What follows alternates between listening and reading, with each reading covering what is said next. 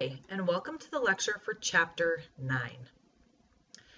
In this chapter, some of the basic arguments for and against the taking of a human life in various contexts, including suicide, defense of the innocent, war, terrorism, and capital punishment, are laid out and examined. The so-called seamless garment position appears consistent since the position here is an opposition to the taking of human life across the board and in every context. For some, this position is considered too absolutist. So for each situation where life is at stake, needs to be carefully examined so as to see where exceptions may be justified. The taking of human life. This chapter specifically examines the different types of situations involving the taking of human life and explores how basic principles can be applied to them. So in discussing this chapter, we'll also discuss the 5 principles that the author lays out for us, but specifically the different situations that relate to the value of life principle. So generally,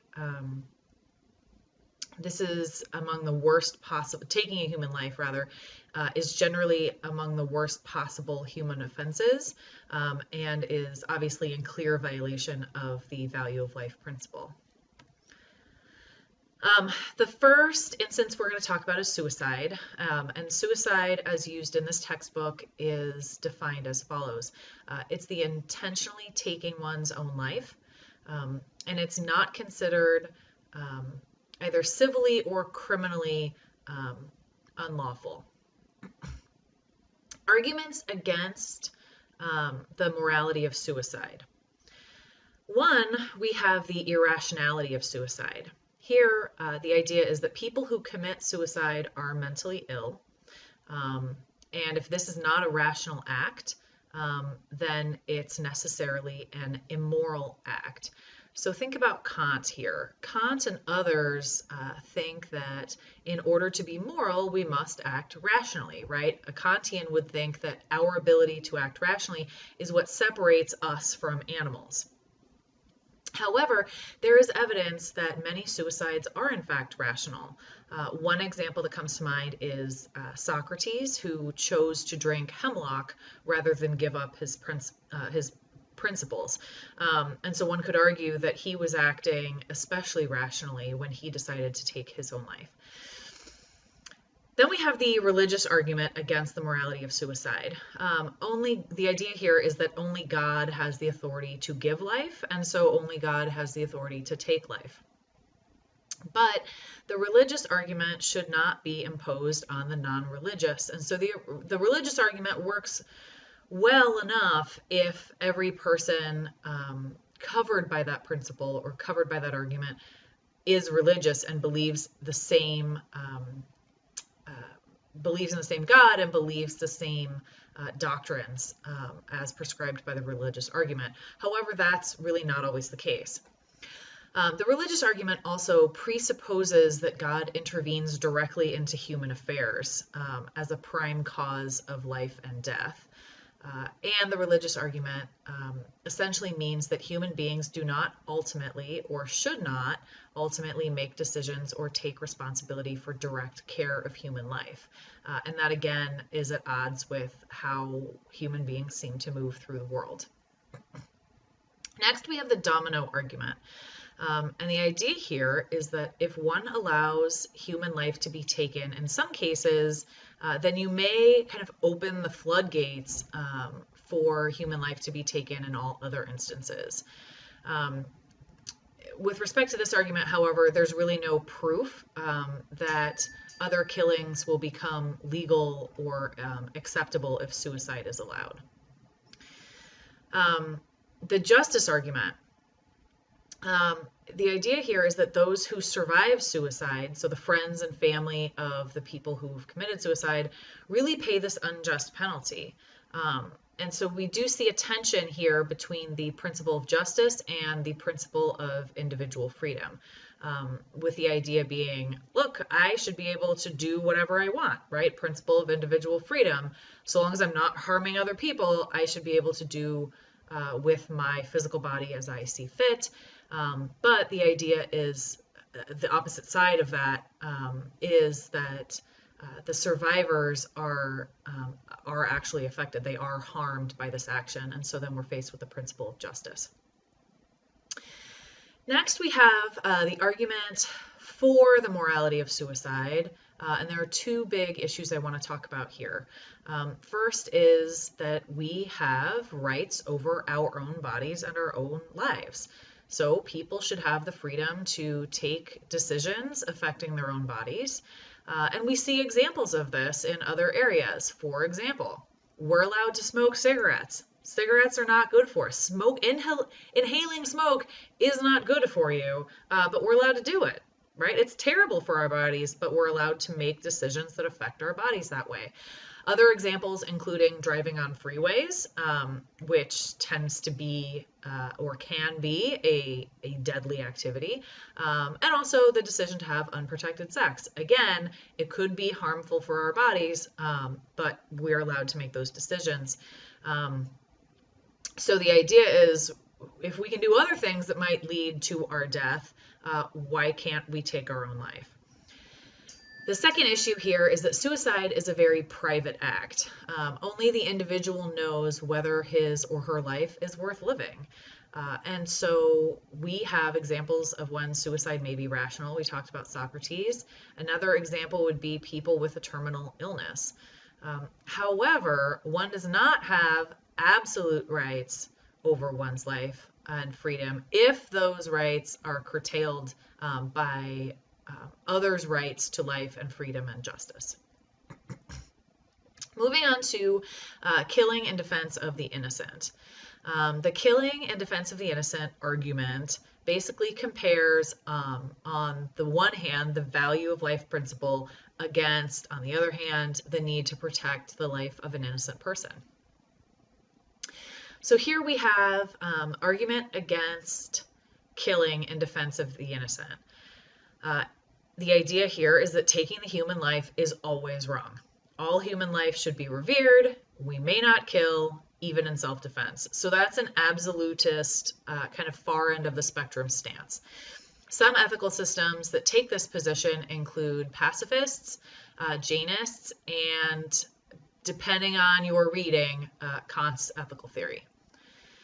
One criticism is that this theory does not take into consideration all of the complexities of situations, especially where some do not respect the rights of others and can only be stopped by killing, or by being killed themselves, sorry. Argument for the morality of killing in the defense of others. Here we see the idea that we have a moral obligation to protect the innocents when someone else does not value that innocent's life. Also, there seems to be a good of defending the innocents, and that good outweighs the bad of killing the person who kills or threatens to kill innocents. And so this really qualifies the value of life principle. So there is the value of life principle, but then it looks like there might be times when that value of life principle is trumped by some other values. One criticism of this position is that violence breeds violence, or the domino argument that we saw a moment ago. Additionally, we have the issue of who decides who's innocent and who's guilty. And killing in any case is not the right of other humans. And so perhaps the justice system is allowed to take a human being's life, but another human is not allowed to. All right, so we've seen arguments for and against and criticisms. Now we are going to move on to the topic of war. While war is generally not advocated as a solution for problems facing society, there are some traditional arguments favoring war, and we'll go ahead and explore those. Arguments for the morality of war include the following. War is a controller of overpopulation. Population of the earth is growing, some think too rapidly, and war helps solve this problem. People die when there's a war. This is a really morally weak argument, and there are plenty of alternative solutions available. So that one doesn't really get us very far. Next, we have the idea that war is the mother of invention. And war brings about innovation and experimentation, and advancement takes place as a result of this innovation. Some examples are plastic surgery and prosthetic limbs. And these technologies were advanced through war, and now these technologies, because of the advancements, are able to help people who are not necessarily affected by war. Another argument for the morality of war is that war is a boon to economic gain and national unity. War tends to unify a nation toward a common goal and can create an upsurge in economic well-being and prosperity. This argument seemed to be a pretty good one post-World War II, but if we look at other examples of war, in particular the Vietnam War, this national unity certainly did not occur, and there was certainly not an upsurge in economic well-being. So this argument might work for some examples of war, but it certainly hasn't worked for all of them. And lastly, the argument for the morality of war is the idea that it's a necessary evil. It's basically the just war argument. And this is the most morally significant argument for war, and that there can be such thing as a morally just war under various ethical theories, but only if certain conditions are satisfied and only if certain rules are followed. All right, moving on to terrorism. Terrorism here for our book is war against civilians with the objective of protecting certain ideas and policies and beliefs. There are a number of definitions of terrorism. So you may have taken another class or read a newspaper article or whatever and encountered a different definition of terrorism than the one that you'll see in our textbook, and that's okay. How to define terrorism is a really tough topic, and philosophers and political theorists have not all agreed on one definition. But we'll take the one that's given to us in the book and kind of run with it, at least for this class. So, arguments in support of the morality of terrorism include that terrorism is the only surefire way of earning recognition. If nobody's listening to your plea for help or change, terrorism, the destruction of property or people, frequently gets attention. Secondly, is the idea that peaceful protests simply don't work. Indeed, most often, peaceful protests result in the protesters being beaten or killed or jailed, and no change occurs. And of course, we have proponents of nonviolent protests, including Mahatma Gandhi and Martin Luther King Jr. And so those are examples of people who did not think that terrorism kind of was the only way to gain recognition. And the fact that we know their names proves that you are able to get recognition other ways. Terrorist acts can include bombing, taking hostages, guerrilla attacks, cyber attacks, crippling power grids. It can really be a wide range, setting a forest fire. So terrorism is not kind of just bombs necessarily, or just beheadings. Reasons for propagating terrorism include a wide variety of issues, including rights, freedom, cultural identity, territory, and religion, among other things. There are also various arguments against terrorism. One is the idea that excessive violence against innocent people can never be morally condoned. We don't care if that's the only way for you to gain attention for your issue. It's never morally acceptable. And terrorism is akin to an undeclared war, and it is not in defense of an innocent, so there's no way we can justify it. Second, we have the idea that terrorism leads to more terrorism from the other side. So once there's a terrorist attack on one side, the victim will then respond with a terrorist attack, and then it's just terrorism back and forth, and that's not really accomplishing anything except a lot of destruction.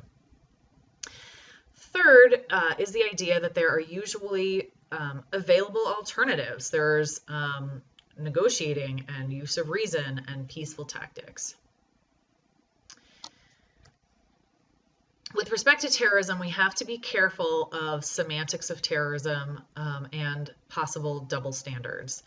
To understand the word terrorism, one must have a clear understanding of social, economic, political, and cultural conditions that create and support terrorism.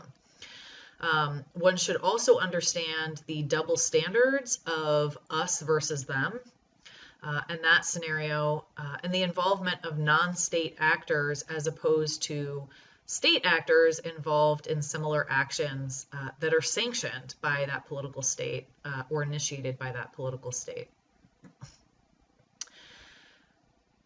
I'm about to say something, and I don't want you to kind of take it as truth necessarily, but generally speaking, consequentialist arguments can be used in favor of the morality of terrorism, while non-consequentialist arguments generally will be used against the morality of terrorism. But if you are a consequentialist and you think, but I really don't think that terrorism is morally justifiable, that's okay. Not all consequentialists will think that terrorism is morally justifiable. But if you wanted to justify the morality of a terrorist act, you would be better off using a consequentialist argument rather than a non-consequentialist argument. So hopefully that makes sense. If not, send me an email. Capital punishment is the inflicting of death for capital crimes. Capital crimes include a variety of things, especially the one that comes to mind is murder. I want to talk quickly about different theories of punishment before we jump into capital punishment in particular. We have the retribution theory of punishment, which is punishment that's only distributed to those who deserve it because of some prior act. The idea here is that punishment should fit the crime and should be in proportion to the offense. But retribution is backward looking, and so you're looking at what the offender has done. Whereas utilitarian punishment punishes in advance for the good of society if it brings good consequences. And so utilitarian punishment might look a little bit at what an offender has done, but it's mostly going to be a forward-looking theory.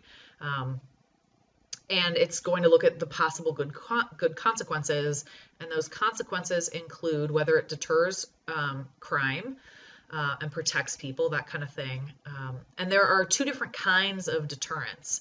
You can have general deterrence, which is when you punish an offender so that you deter the rest of society from committing a similar offense, or specific deterrence, which is when you punish an offender in order to deter that person from committing similar offenses in the future. Lastly, we have restitution.